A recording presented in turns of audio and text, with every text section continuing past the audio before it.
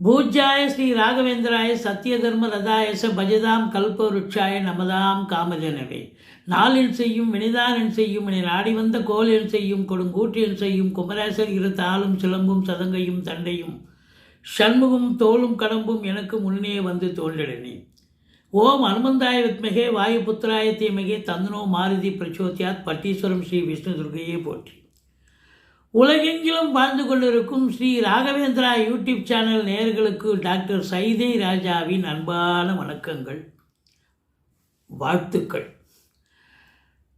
நாம் இப்பொழுது இந்த எபிசோடில் தமிழ் மாத ராசி பலன்கள், கார்த்திகை மாத ராசி பலன்களை பார்க்க போகிறோம். நவம்பர் 17 முதல் டிசம்பர் 15 வரைக்கும் உள்ளடக்கிய நாட்களுக்கு 12 ராசிகளுக்கும் கிரகங்கள் எப்பேற்பட்ட பலனை வழங்கப் போகிறது என்பதை பார்க்கலாம் வாங்க. அதற்கு முன்னர் கார்த்திகை 2 குரு வக்ர நிவர்த்தி, அதாவது கார்த்திகை 2 குரு வக்ரம் ஆரம்பம், கார்த்திகை 1 சனி வக்ர நிவர்த்தி ஆகிடுதுங்க. கார்த்திகை 3 அமாவாசை திதி, கார்த்திகை 17 பரணி தீபம், அண்ணாமலையார் தீபம், கார்த்திகை 18 பௌர்ணமி திதி வருகிறது.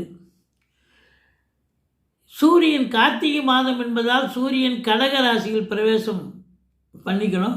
சூரியன் விருச்சிக ராசியில் பிரவேசம் செய்து பலனை தருவார். லக்ஷ்மி வாசம் செய்யக்கூடிய மாதம் இது என்று சொன்னால் மிகையாகாது. இதுவரைக்கும் எங்கள் சேனலை பார்த்து கொண்டிருக்கும் அன்பர்கள், சப்ஸ்கிரைப் செய்யாதவர்கள் சப்ஸ்கிரைப் செய்து கொள்ளும்படி கேட்டுக்கொள்கிறோம். ரைட் சைடில் சப்ஸ்கிரைப் இருக்கும், பெல் பட்டன் இருக்கும், ரெண்டுத்தையும் ப்ரெஸ் பண்ணிங்கன்னா அடுத்த நொடியே எங்களுடைய வீடியோ உங்களை நோக்கி வர துவங்கிவிடும். வாங்க ராசிக்குள் செல்லலாம்.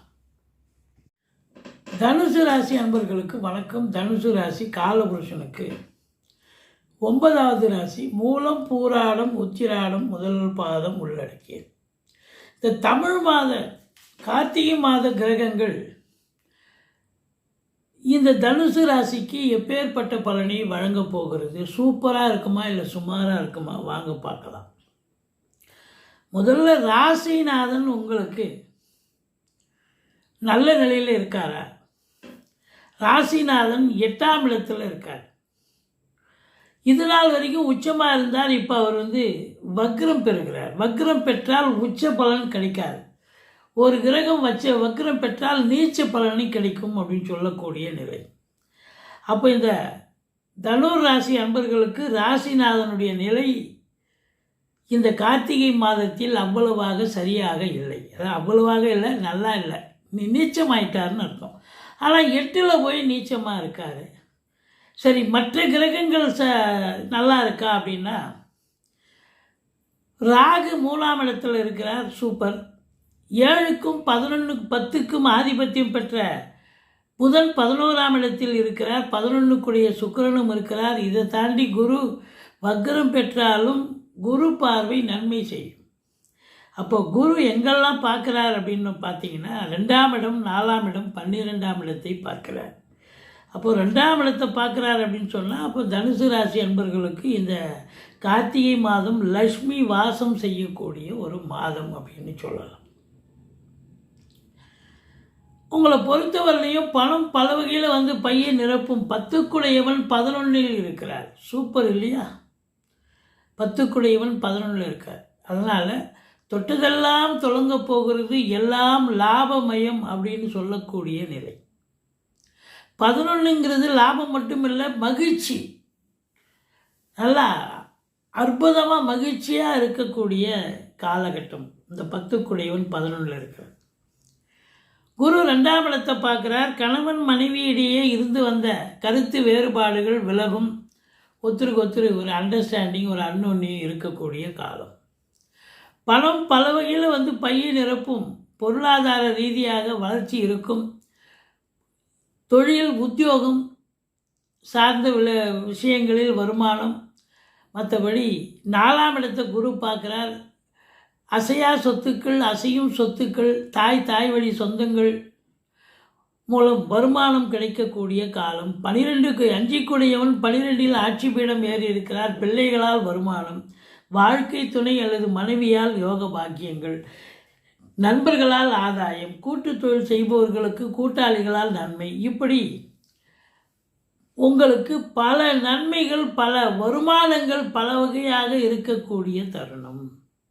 அப்போது காசு பணம் வருதுன்னு சொன்னால் ஒரு அமைதி கண்டிப்பாக வீட்டில் வந்துடுங்க. குடும்பத்தில் ஒரு அமைதி இருக்கும். வீட்டிற்கு வரக்கூடிய விருந்தாளிகளும் நட்பு வட்டாரங்களாலும் வீடே களை கட்டும் அப்படின்னு சொல்லலாம். உங்கள் சொல்லுக்கும் செயலுக்கும் மதிப்பு மரியாதை கண்டிப்பாக கிடைக்கக்கூடிய தருணம். சுப நிகழ்ச்சிகள் நடத்துவதற்கான பேச்சுவார்த்தை நடத்துவீர்கள். அதற்கான சுபமான முடிவை எடுப்பீர்கள். 3ஆம் இடத்துல ராகு இருக்கார், சூப்பருங்க. 3ல் ராகு இருக்க கொடுத்து வைக்கணும். 3ஆம் இடம் என்பது முயற்சி ஸ்தானம். அங்கே ராகு இருக்கிறார் அப்படின்னா நீங்கள் தொழில் ரீதியாக, உத்தியோக ரீதியாக நீங்கள் எடுக்கின்ற எந்த முயற்சியாக இருந்தாலும் அது இமாலய வெற்றி பெறும் என்று சொன்னால் மிகையாகாது.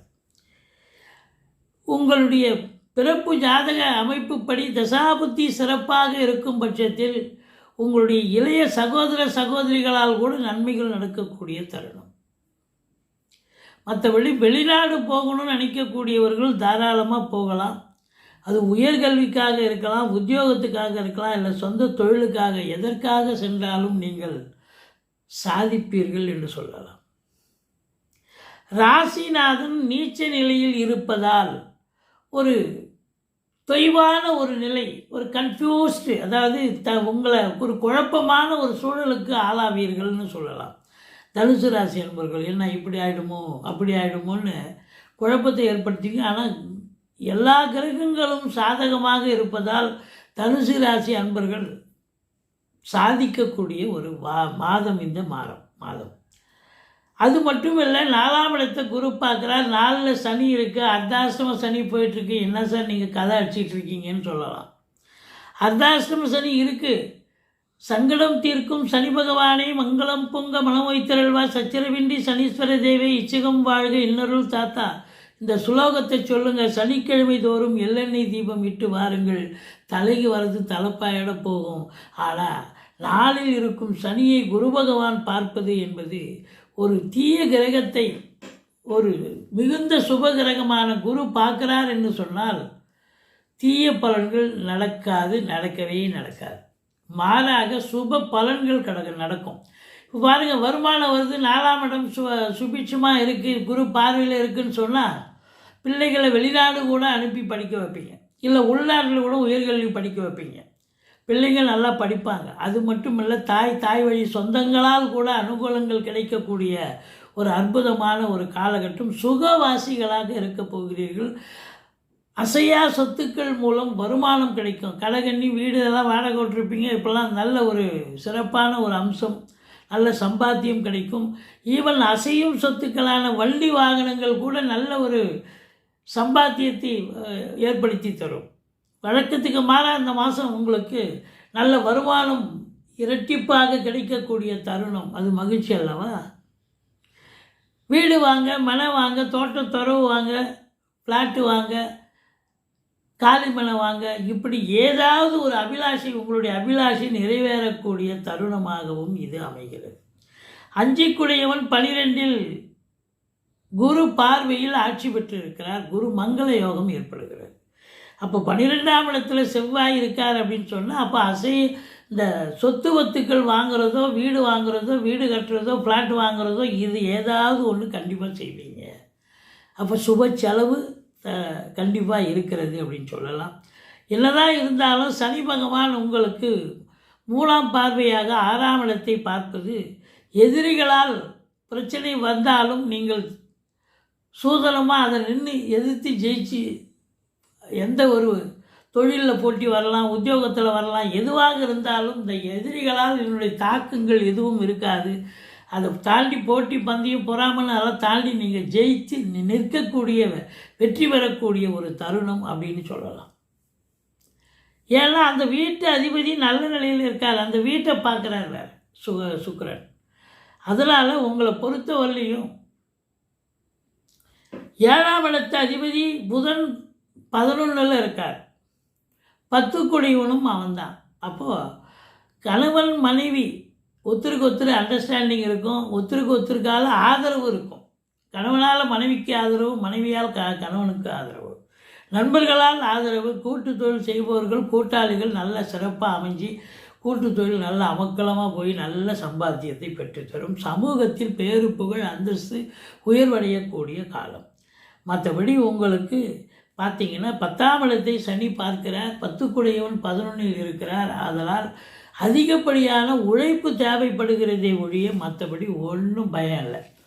இன்புட்டு இருந்தால் அவுட்புட்டு கண்டிப்பாக கிடைக்குங்க. இப்போ நிறைய 8 ஹவர் டியூட்டின்னா, இப்போ அரசு உத்தியோகத்தில் இருக்கிறீங்க, தனியார் துறையில் இருக்கிறீங்க, 8 ஹவர் டியூட்டினா 10 ஹவர் வேலை பார்க்க வேண்டிய சூழல் இருக்கும். அப்போ வந்து நிர்வாகத்தில் நல்ல பேரும் கிடைக்கும்.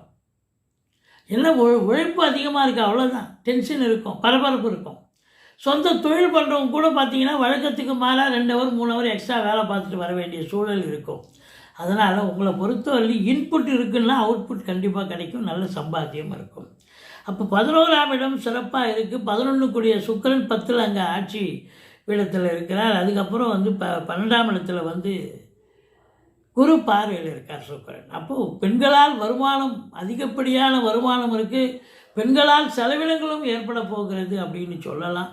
மற்றபடி சினிமா இண்டஸ்ட்ரி, தொலைக்காட்சி இண்டஸ்ட்ரி, பத்திரிகை துறை, மீடியா துறை, அரசு துறை, தனியார் துறையில் வேலை பார்க்கக்கூடியவர்கள் எல்லாம் அந்த தனுசு ராசி அன்பர்களுக்கு நினைச்சதை சாதிக்க போகிறீங்க. இந்த கார்த்திகை மாதம் அற்புதமான ஒரு மாதம்.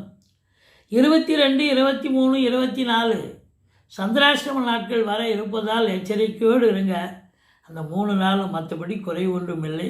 இப்போது இந்த தனுசு ராசியுடைய நட்சத்திரங்களுக்கு எதை ஆக்டிவேட் பண்ணால் உங்களுக்கு வருமானம் அதிகப்படியாக இருக்கும், அது பார்க்கலாம் வாங்க.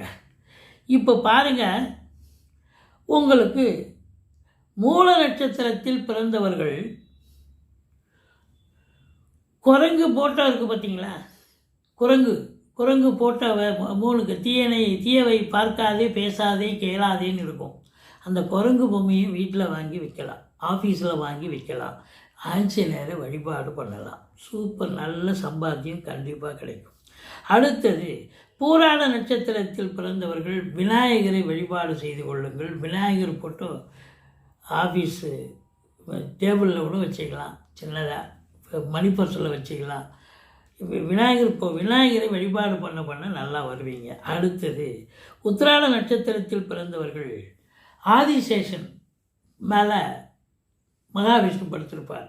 அந்த ஃபோட்டோவை வாங்கி வீட்டில் மாட்டுங்க, ஆஃபீஸில் மாட்டுங்க, இதெல்லாம் வழங்குங்க. கண்டிப்பாக உங்களுக்கு பண வருவாய் கண்டிப்பாக கிடைக்கும்.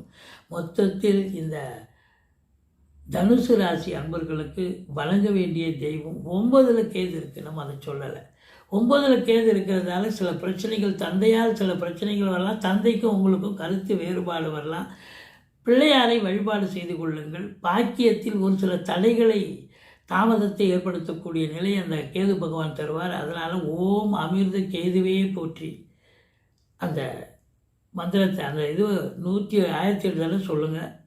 மற்றபடி இந்த வாரம், இந்த கார்த்திகை மாதம் அற்புதமான ஒரு மாதம், சாதிக்கும் ஒரு மாதம் என்று சொன்னால் மிகையாகாது. நன்றி.